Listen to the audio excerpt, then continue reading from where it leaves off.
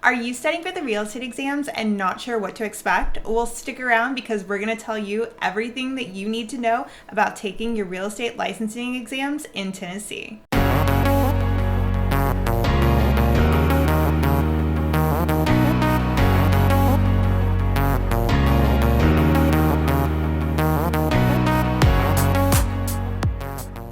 Hey everybody, it's Brian And Myra from our Nashville Realtor, and today we're going to talk to you about our experiences taking the national and state real estate exams. So if you're in the process of studying for your exams and you're looking for what to expect, this is just going to give you our experiences. Now, in the state that you live in, it might be different, but for us, we're just going to share with you kind of our entire process. We did a lot of research about what to expect, and we really couldn't find a whole lot about the actual test itself. Once you finish your final test and you complete the course requirement, you're going to get a printout or an informational email from them that will basically give you the instructions on how to register for and sign up for the exam itself. Now, in our case, it was the company who administered the exam was called PSI. We had to go log into the PSI website in order to secure a spot for our exam. So you can't just show up to the exam center. You actually have to register in advance. Now, we learned kind of the hard way. We originally planned to take the test together, but I signed up for it, and Myra went to sign up for it right afterward. And Yeah. It was full. So my spot filled within, I think I signed up for mine the night before. I tried the next morning, yeah. Yeah, and So, it was full. Yeah.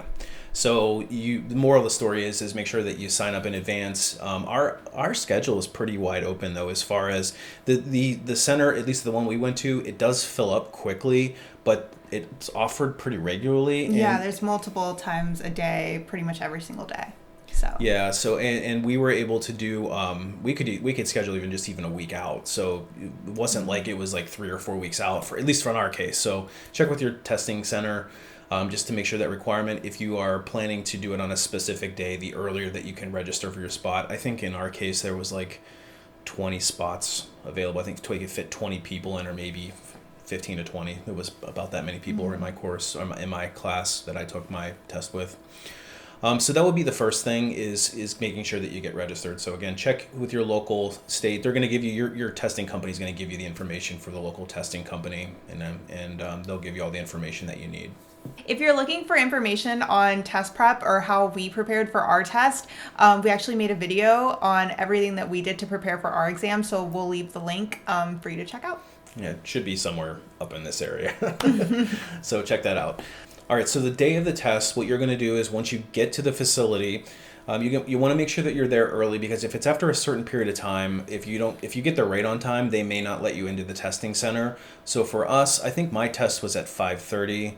I got there 5:20 or 5:15 and sat in my car for a little bit because I don't think they were really letting people just kind of hang out and loiter because of COVID and all this social distancing stuff. When we walked through the door, the first thing that we saw was a table. That table had a bunch of clipboards on it with papers that you would need to fill out, and it also had a bunch of bags on it. All these bags were numbered, so you were required to take a bag and a clipboard. We would go sit down, fill out the information that was on the clipboard, and hang on to the bag. That's the bag that you're going to put all your personal belongings in. You can only bring, a few items with you because the bag is small, so just personal effects, wallet, keys, phone, and that's it. And I would say leave most of your stuff in the car. That's like your purse, because you can't really bring your purse inside. You can't bring a purse inside. Yeah, so I didn't bring a purse. I just I have a little wallet that attaches to my keys, and I just brought that and my phone. Yeah, so bring the minimum amount, because you have to hang at least for us, it was wintertime when we took ours.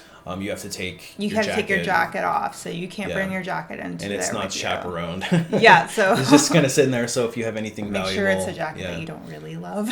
Yeah, I don't think anybody'd steal anything, but still, you don't want to leave something too valuable. Yeah. What kind of ID did you have to bring? You needed 2 forms of identification at our facility. So I brought a passport and my driver's license. Yeah, so we brought passport, driver's license. I think they'll have a list. You have to bring two valid forms of identification. So make sure you show up with that. And then once you fill out your paper on the clipboard. Yeah, then they would call you over. And they would, what did they do for you first? For me, they took a photo. Yeah, they kind of registered me. We were already registered. They already registered because your testing facility, like once you finish the course, they actually send your name over to the testing facility so that you're registered, kind of pre-registered, and then once you fill out everything when you register for the sit for the exam, so they'll have you kind of pre-populated in there, but you still need to come in and they'll check. They check your ID. You know, Yeah. make sure your name matches up with the paper that they have already because you are registered. And what else did they do for you? Yeah, then they take your photo. They take your photo. Yeah, they take your photo, and then basically when they give you with the bag that we had, it actually had a number on it. Yeah. So each bag has a number written on it. Now your testing facility may be different, but this is what happened at ours.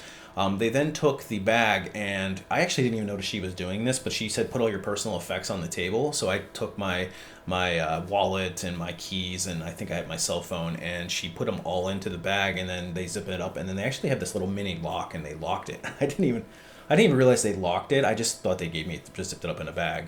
And then they send you on your way, and they basically say then like go using the number of the bag, go find the so it's in a different room. You have to walk through another room, and there's a whole bunch of computers lined up in little pods, kind of like a library setting almost, but just all these little kind of kiosks with computers, and pretty old school. It was like pretty old school computers. They look like they'd been around for quite a while. So you then have to find the number that corresponds to the computer to get logged in. So what kind of stuff can you bring inside the testing center? All right. So you can bring, at least with ours, now every testing facility might be different, but you can bring a calculator with you. It has to be one of those just basic calculators, not one of the scientific ones, nothing fancy.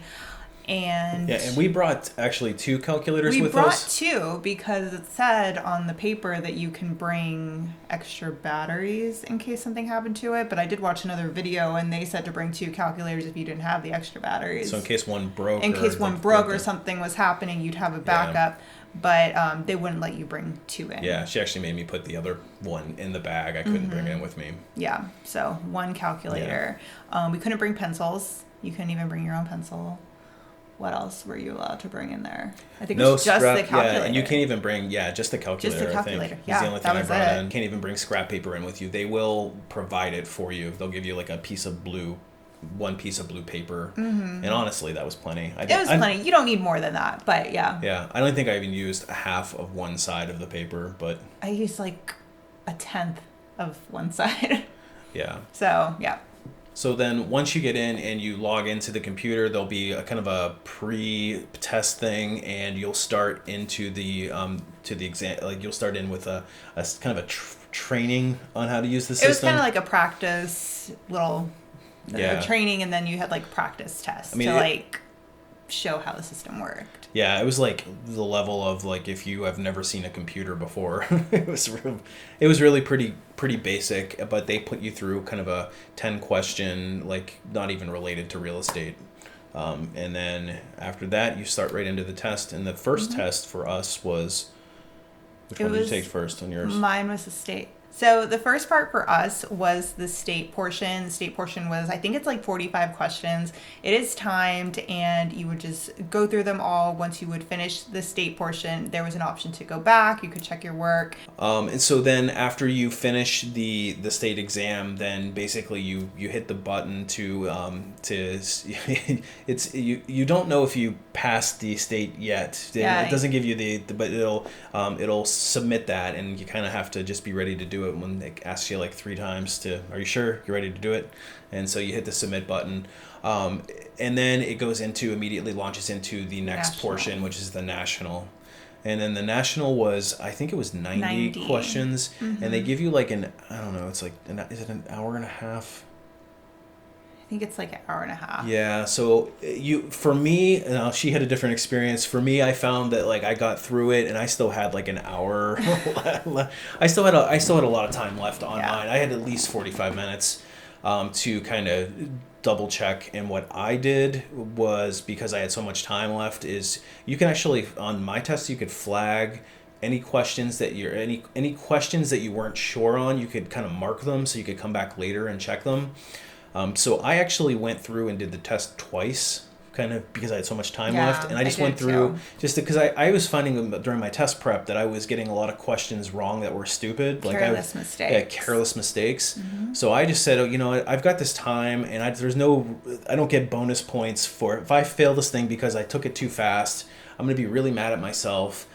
So I'm just like, you know what, I'm just going to spend the extra time and I'm going to take the test again. So I went back all the way to the beginning and just took it over again and tried to get the same question. So I think I ended up changing, I think I caught like 2 or 3 mistakes. Yeah. That You don't way. realize how many careless mistakes you make. You make So, careless mistakes. So if you have the time left over, I recommend go back and take it over again. Just like start back over at the beginning of the test, because once you get to the end, it'll ask you if you want to go back to the beginning and recheck anything. So I actually just took it like as if I hadn't just taken the test. So I went back through all of my test scores and I found, or my test answers, and then I ended up changing 2 or 3 of them. Yeah. They also gave us there was a chart on the wall. The amortization. Amortization chart, which you have to, it helps you figure out some of the math questions. I think I had it for 1 question. I didn't have a single question. You didn't even use yours. I didn't even use mine. Yeah, so I got a harder test apparently than you did. Anyway, so you finish the national, and then what happens once you get to the end of the national? Once you get to the end of the national, it's the same process as with the state. They ask you, do you want to submit? Are you sure? Are you really sure? It's the moment of truth. You sit there and you're like, it's like 3 months I think so. You press the submit button, and then with mine, it loaded for a while, and I was sitting there just like, okay, gives you that anxiety. And you know, it's like calculating it. You're like, uh-oh. Yep. And then for us, it just gives you a pass or a fail. And for both sections. It gives you like one and then the other. So for us, it was pass, which was a very, very good feeling. Then after that, you would get up, we would leave the room, go back to the person that we saw at check-in, and they had our papers with our actual scores on them. Yeah, so you actually get to learn your actual score once you leave the room and you check out again with the same people you checked in with. And they will give you a printout of your scores and then like a certificate of completion and some information that you need in order to submit to for us. It's called TREC, Tennessee Real Estate Commission. To get your license. To actually get your license, and then it goes into the whole how to you have to get a brokerage and all that stuff to hang your license. But there's a whole all the bunch next of all the next steps, which is kind of. I thought getting up to the test was a lot. As soon as you get done with the test, like the real fun begins. We'll have a whole bunch of information about our experiences with that in another video. But I think from the time we first cracked the book until the time, and I should say, first time we seriously cracked the book. Yeah. I think it was how many months did it take us? 3 months. It was pretty much 3 months, almost exactly, from beginning to end. And that included all the studying and all of our prep time. So what did you, so you went through the course and you went through the testing, what was your impression overall? Was the test harder? Was it easier? Was it about the same as you expected? Like, what was your impression after going through all the coursework and study, then actually because you were really anxiety driven? I had a lot of anxiety over it. I really did. And even when I was sitting there taking the test, I feel like I had a lot of anxiety going about it. But looking back at it now, I really do think the way that we prepared for it, the way that we studied, really helped prepare us for the test. So I don't think it was too difficult based off of everything that we had done leading up to it. Yeah. I think I would agree. I think the amount of study that we did in some of the preparation that we did was in the course that we took. I feel like the actual test for me felt a little easier than the actual the prep tests that we were doing, because we did so much. And some of honestly, a lot of the prep tests gave you a lot of trick questions that would kind of purposely, when you get it wrong, they'd be like, aha, you fell for our little trick. And that used to kind of annoy me. But it's because they really want you to know that's because they really want you to know the information. So the test itself, I felt like was not full of a bunch of tricks, although you don't really know which ones you got wrong. Yeah, and they won't tell you. They won't tell you, but just know if you get your passing score, you only have to score exactly the number. Yeah. You still get the same license as me, so you're just shooting for that passing score. But I don't think that the exam itself was as difficult as I was expecting it to be. That being said, you do need to study You need in order to to feel study, that way. You need to yeah. put in the work. I think if we Yeah. were to have just taken the course and have gone in to take the test, Yeah. we would have failed. We were super prepared. Yeah. I would say that, and even the lady when I got signed out, whenever I gave her my I walked out of the testing room, she looked at my test scores and she's like, "Wow, somebody really was ready to take this test." And I was like, "Yeah, I was kind of surprised."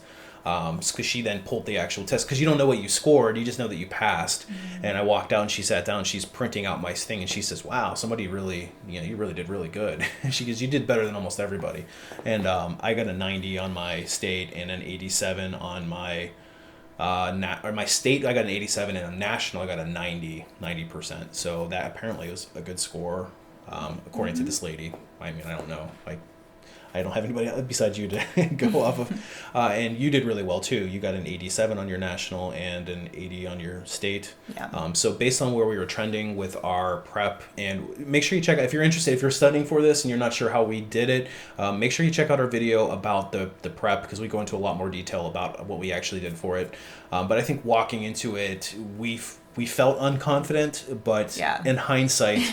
now, with the benefit of hindsight, we actually prepared the hell out of this thing. Yeah, we really did. So it really worked. So all in all, I think if you are prepared and you walk in, we just want to give you, and we looked for this type of information when we were going into the test. We looked on YouTube and did some kind of Googling, and we found almost nothing. There was a couple of videos that we found about people's experiences, and they were kind of all over the place.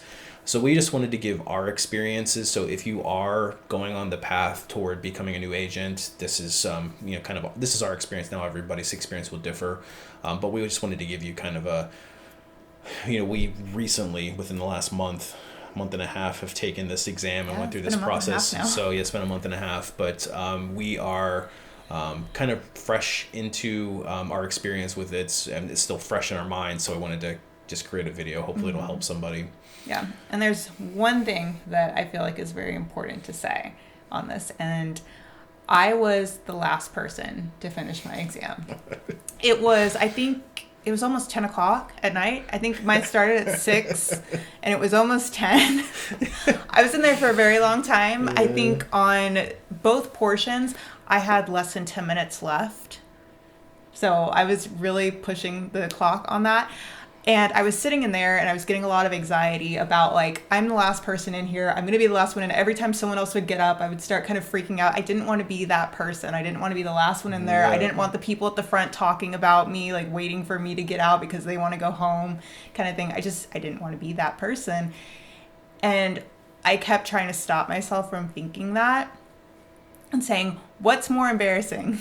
Being the last person in here, or having to walk out of here failing because I rushed and knowing now I have to go back to the brokerage and say I failed, and I have to come back to this facility again because I failed, and I have to put in how much more study time, which is worse, to be the last person in there and kind of embarrass yourself or think that you're embarrassing yourself, or to have to go through all that again. So don't rush yourself, even if you feel like... Yeah, you were taking so long that I was like blowing up her phone going, he was like, what's going on? You should be home by now. I'm like, I'm so thirsty. I thought she had failed it and she was all mad and was just sitting in a Sonic parking lot eating French fries and crying, afraid to come home.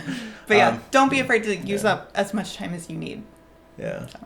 Yeah, good point. Good call out. Yeah, it's better to just get it done and get it done right the first time and not have to go through. I couldn't imagine having to go through that process again. Mm-hmm. And it was the week of Christmas that I took mine. Yeah. So imagine I rushed because I was feeling that way. I failed, and now my whole Christmas week is Christmas. Mm-hmm.